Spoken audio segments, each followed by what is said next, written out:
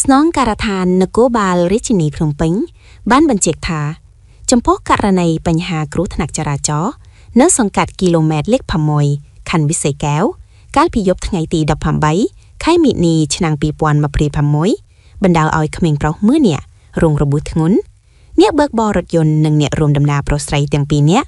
កំពុងត្រូវបានសមត្ថកិច្ចជំនាញការិយាល័យនគរបាលចរាចរណ៍ផ្លូវគោកនាំខ្លួនយកមកសាកសួរតាមច្បាប់ជាមួយគ្នានេះបើយោងតាមការបំភ្លឺរបស់ភាគីរថយន្តបង្កបានឆ្លើយចំពោះមុខសមត្ថកិច្ចឲ្យដឹងថាអ្នកបើកបររថយន្តបង្កជាស្ត្រី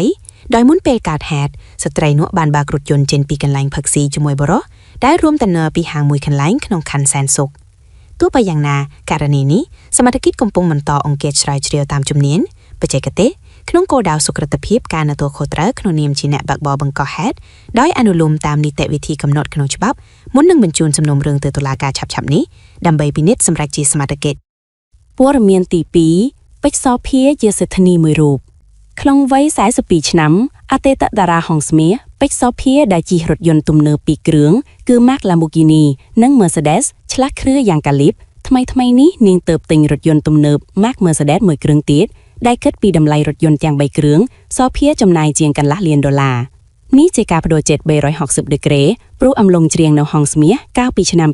2015សោភាជិះតែរថយន្តមួយគ្រឿងប៉ុណ្ណោះគឺ Lexus RX 300ហើយនាងថាគ្មានបំណងលេងរថយន្តឡើយព្រោះគិតថាជីវិតមនុស្សអ្វីដែលសំខាន់បំផុតគឺផ្ទះព្រោះឡានមិនមានកន្លែងធ្វើម្ហូបដើម្បីបានទេប៉ុន្តែរំលង11ឆ្នាំសោភាបែរជាហ៊ានចេះលុយដុល្លារទាំងដុំលេងម៉ូតឡានបញ្ចាញ់តារាបរទេសឡើយដែលនៅឆ្នាំ2026នេះនាងស្ថិតក្នុងចំណោមតារាជិះរថយន្តថ្លៃៗមានដូចជាលោកព្រាបសុវត្ថិខេមរៈសិរីមុនវណ្ដាងួនច័ន្ទដេវីតថូសុភិតិនិងខាត់សុខីមជាដើមប៉ុន្តែមិនដូចតារាខាងលើដែលសុទ្ធតែមានកងអង្គរក្សតាមការពារនិងបើករថយន្តជូននោះទេព្រោះសោភាទៅណាមកណាតែងតែកាន់ចង្កូតឡានខ្លួនឯងឬពេលខ្លះពឹងលោកឆាំសក្តាដែលគេសង្ស័យថាជាសង្សារក្លែងក្លាយកាន់ចង្កូតឡានឲ្យនាងម្ដងម្កាលប៉ុណ្ណោះចំពោះការលេងម៉ូតរថយន្តនៅពេលនេះដែរបញ្ជាក់ថាសោភានៅតែរកប្រាក់ចំនួនបានខ្ពស់ក្រោយចេញពីហុងស្មាសហើយតាមព័ត៌មានថាការទិញរថយន្តទំនើបដូចនេះបន្ទាប់ពីសោភាមានផ្ទះផ្ទាល់ខ្លួនមិនក្រោម3ទីតាំងក្នុងនោះមានទាំងវីឡាប្រណិតទៀតផងប៉ុន្តែសោភាមិនដែលទម្លាយពីចំនួនទ្រព្យសម្បត្តិថានាងមានលុយប៉ុន្មាននោះទេគ្រាន់តែអំឡុងទីផ្សារហាងឆេងមានឡើងថ្លៃមុននេះសោភាបង្ហាប់ថានាងចំណេញច្រើនព្រោះនាងជាអ្នកស្រឡាញ់ជនជាតិមាសទើបចេះតែទិញមាសតុកមានកាយក៏សម្គាល់ថាអំឡុងពេលដែលពេជ្រសោភាកំពុងតែមានក្តីសុខក្នុងជីវិតព្រោះទិញរថយន្តក្នុងក្តីស្រមៃបានដោយប្រាថ្នានេះដែរងាកមកមើលលោកឆាំសក្តាដែលជាគូដណ្ដឹងរបស់នាងវិញក្រោយពីបន្តលេបថ្នាំជាប្រចាំប្រឆាំងជំងឺបាក់ទឹកចិត្ត depression លោកថែមទាំងធនថាវាសនាលោកចាមកមិនអោយលោកមានគូបើទោះជាលោកខំជំនះយ៉ាងណាក៏ដោយតែអ្វីដែលលោកទទួលបានគឺការឈឺចាប់រហែកបេះដូងទៅវិញប៉ុន្តែនៅឆ្នាំ2026នេះលោកសក្តាស្ងាត់រឿងចង់បញ្ចប់ជីវិតដោយធ្វើអត្តកាត់ក្រោយមានការលួងលោមច្រើនពីមិត្តរួមអាជីវៈខណៈដែលពាក់ព័ន្ធគូដណ្ដឹងឡើងចង់មានជីវិតរូបនេះសោភាធ្លាប់ប្រាប់ថានាងមិនបានដឹងអ្វីទាំងអស់សូមបញ្ជាក់ថាមុនពេជ្រសោភាចាប់ផ្ដើមលែងម៉ូតរថយន្តលំដាប់សេដ្ឋីនីនេះកន្លងតារាស្រីមានទ្រព្យច្រើនក្នុងពិភពសិល្បៈមានដូចជាអ្នកនាងយកចិន្តាកងសុចាតខាត់សុខីមនិងកែវស្រីនាងជាដើមព្រោះតែតារាទាំងនោះមានផ្ទះដីធ្លីជាច្រើនកន្លែងរួមទាំងការលេងរថយន្តប្រណិតៗជាដើម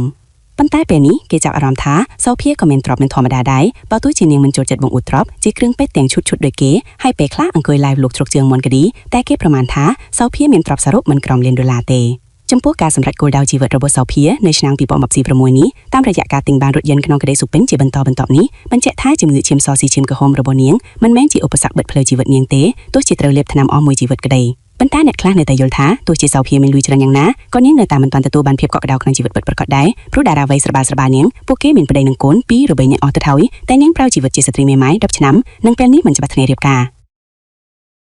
ព័ត៌មានទី3 Red Susanna កិច្ចពីវណ្ដាស្រីស្អាត Red Susanna រកបានដៃគូថ្មីម្នាក់ទៀតហើយប៉ុន្តែនៅតែមិនមែនជាតារារ៉េបវណ្ដាដូចហ្វេនចង់ឃើញនោះទេព្រោះបរិះនោះជាលោក Norret តាមរយៈការចាប់ដៃគ្នាច្រៀងបទ How Can I Be in Love សាណាប្រែប្រួលទាំងរូបសម្រស់និងការតែងខ្លួននៅឆ្នាំ2026តែអ្វីដែលគួរឲ្យចាប់អារម្មណ៍តាំងពីនាងជ្រុកនៃសិលធកម្មបារមីជិត2ឆ្នាំមកនេះម្ដាយនាងមិនសូវតឹងតែងដោយអំឡុងនាងច្រៀងនៅហងមាសដែលប្រុសមិនហ៊ានស្និទ្ធសាណានោះទេព្រោះ Norret អាចសម្ដែងជាមួយនាងទៅតាមអត្ថន័យបទចម្រៀងដូចជាគូសង្សារ នេះជាដៃគូទី2របស់សេរីស្រស់សាណាតាំងពីនាងច្រៀងនៅបារមី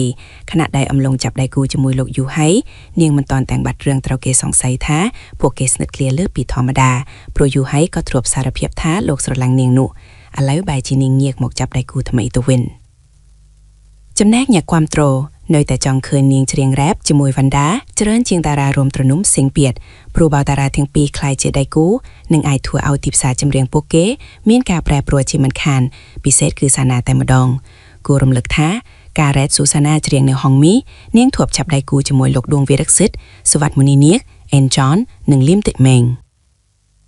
ប៉ុន្តែមានតែលោកមុនីនាគកូនអុកញ៉ាប្រៀបសុវត្ថិប៉ុណ្ណោះដែលស្និទ្ធនាងទាំងក្នុងនិងក្រៅឆាករហូតគេសង្ស័យថាពួកគេជាគូសង្សារទៀតផង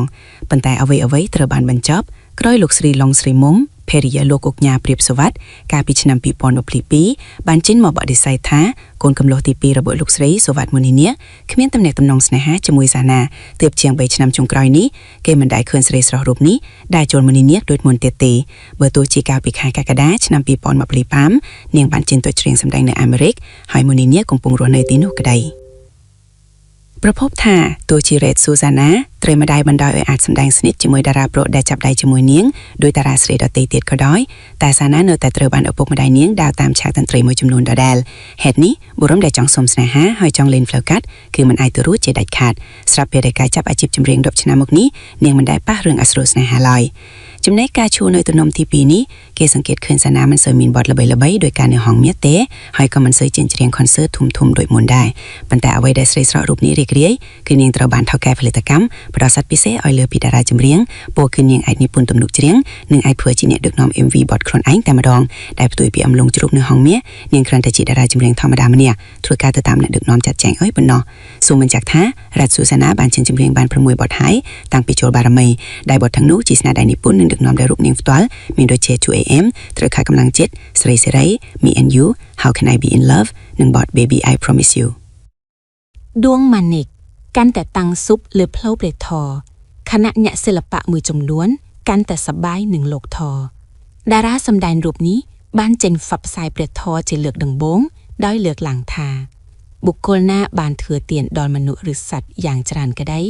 ធ្វើទានដល់ព្រះអរិយៈ8ពូក្តីធ្វើទានដល់ព្រះបច្ចេកពុទ្ធក្តីធ្វើទានដល់ព្រះសម្មាសម្ពុទ្ធក្តីនិងបុគ្គលណាមានចិត្តជ្រះថ្លាដល់នៅព្រះពុទ្ធផងព្រះធម៌ផងតាសង្ឃផងជាទីពឹងការមានចិត្តជ្រះថ្លាដល់ត្រីសរណគមនេះមានផលច្រើនជាងទាននោះទៅទៀតនិងបុគ្គលណាមានចិត្តជ្រះថ្លាសមាទាននៅសិក្ខាបទទាំងឡាយគឺចេតនាជាហេតុវាចាកការញុំញ៉ាំងសត្វមានជីវិតឲ្យធ្លាក់ចុះកន្លងគឺសម្លាប់សត្វមួយវាចាកការលួចទ្រព្យអ្នកដទៃមួយវាចាកការប្រព្រឹត្តខុបនឹងកម្មទាំងឡាយមួយវាចាកការពោលពាក្យកុហកមួយវាចាកការបរិភោគនៃគ្រឿងស្រវឹងគឺសូរ៉ានិងមេរីមួយការរក្សាសើនេះមានផលច្រើនជាងទាននោះទៅទៀតនិងបុគ្គលណាចម្រើននៅមេត្តាចិត្តដោយហោចទៅសំបីអកាលត្រឹមតាមមួយរត់ទឹកដោះគោប៉ុណ្ណោះការចម្រើនមេត្តាចិត្តនេះមានផលច្រើនជាងទាននោះទៅទៀតនិងបុគ្គលណាចម្រើននៅអនិច្ចាសញ្ញាសំបីអកាលគ្រាន់តែផ្ទាត់ម្រាមដៃប៉ុណ្ណោះការចម្រើននេះមានផលច្រើនជាងទាននោះទៅទៀត